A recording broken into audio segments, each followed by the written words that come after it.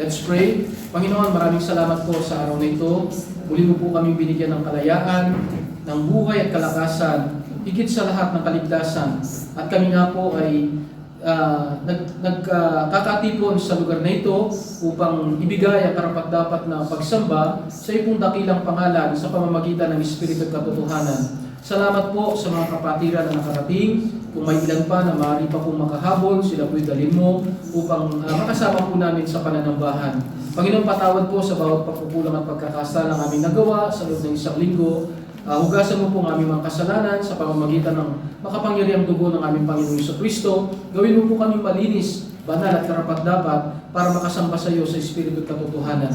At sa lahat po ng gawain, sa lahat ng programa, ikaw po ang maitaas, mapapurihan, at kami rin po ay mapatibay sa pamamagitan po ng pakikinig ng pangangaral ng iyong banal na salita. Patnubayan mo po kami ng iyong makapangyarihang Espiritu, sapagkat ang lahat po ay aming hiling at dalangin na puno ng pagtitiwala at pasalamat, alang-alang sa makapangyarihang pangalan po ng aming Panginoong Jesucristo. Amen. Amen.